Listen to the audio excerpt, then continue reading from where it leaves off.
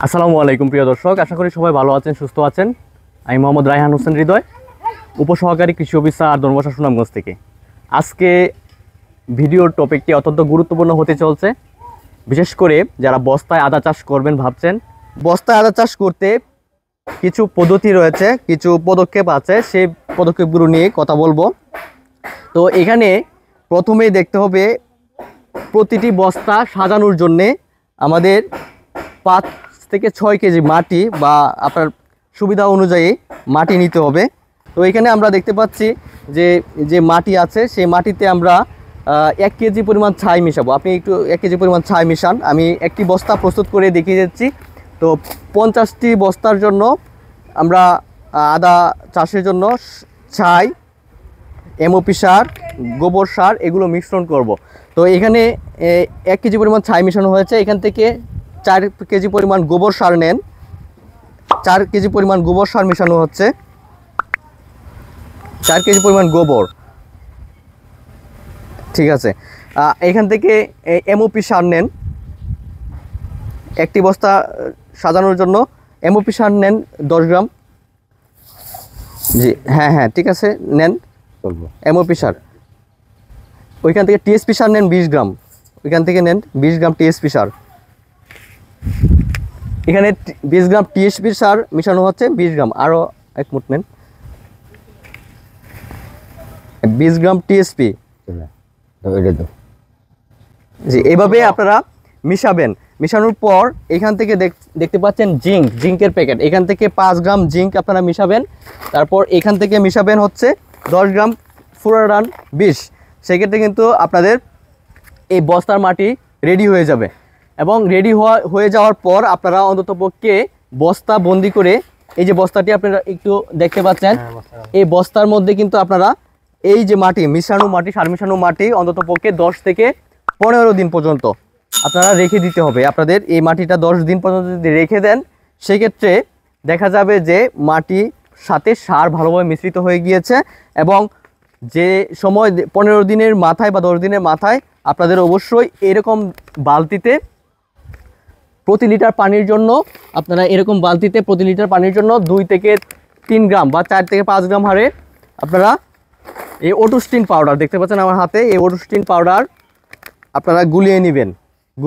গুলিয়ে নেওয়ার পর এই আদা 15 থেকে 20 মিনিট পর্যন্ত রেখে দিয়ে বীজ শোধন করে নেবেন। শোধন করে নেওয়ার পর এই আদা পানি থেকে সরিয়ে আপনারা ছায়ার মধ্যে আদাটি সংরক্ষণ করবেন এবং ছায়ার মধ্যে শুকাবেন 1 দিন পর্যন্ত। শুকিয়ে এর পরবর্তী দিনে আপনারা এই বস্তায় সার 15 দিন রাখার পর 15 দিনের মাথায় আপনারা আদা রোপণ করবেন।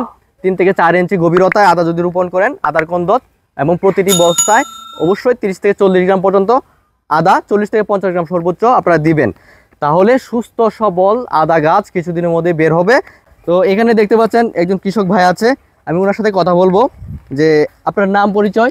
আসসালামু আলাইকুম, আমার বাড়ি ধর্মঘোষা থানা। জি, আমার বাড়ি গাবি 2 নং ওয়ার্ডের। আপনার নাম? আমার নাম আলামিন। আলামিন। এই যে আমরা আদা ধর্মশা উপজেলা কৃষি অফিস থেকে আপনাদেরকে একটি আদার প্রদর্শনী দিয়েছি। জি জি জি। এই প্রদর্শনীটি এই যে আমরা মাটি যেভাবে মিশ্রণ আমি দেখিয়ে দিলাম, এরকম ভাবে প্রতিটি বস্তায় কিন্তু এরকম মিশ্রণ ভরতে হবে। ভরে তারপর এই যে নিচের দিকে আপনি একটু বিষয় দেখেন, এই ভর্তি করার পর নিচের দিকে কিন্তু আমাদের ছিদ্র করে দিতে হবে। এই ছিদ্রটি আসলে করতে হবে এজন্যই যাতে নিচে যায় না। এটি হচ্ছে আপনার বর্ষাকালে দেখবেন অতি বৃষ্টির ফলে এই বস্তার মধ্যে কিন্তু পানি আটকাবে, তখন কিন্তু আদা কিন্তু পানি সহ্য করতে পারবে না। সেই ক্ষেত্রে এই নিচের দিকে 3 থেকে 4টি বা 4 থেকে 5টি যদি ছিদ্র রাখেন, অতি বৃষ্টির ফলে জমে থাকা পানি কিন্তু এই ছিদ্র পথে বেরিয়ে যাবে। তখন কিন্তু আদা কিন্তু পচবে না, আদার ফলন কিন্তু ভালো থাকবে। কারণ এই আদা আপনি যখন এই মার্চ এপ্রিলে আপনি রোপণের মুকম সময়, এই মার্চ এপ্রিলের দিকে আপনারা আদা রোপণ করেন, কিন্তু দেখা যায় যে এই আদা কিন্তু তুলতে মিনিমাম 8 থেকে 9 মাস বা 10 মাস সময় লাগে। কিন্তু অতিবৃষ্টির কারণে কিন্তু আপনাদের হাওড় অঞ্চলে পানি চলে আসে, এবং কিছুদিন পর আপনাদের এই হাওড় অঞ্চলে পানি আসার পর কিন্তু দেখা যায় যে এমন অতিবৃষ্টিও থাকে। মে জুলাইয়ে, জুন জুলাই কিন্তু বৃষ্টি হয়।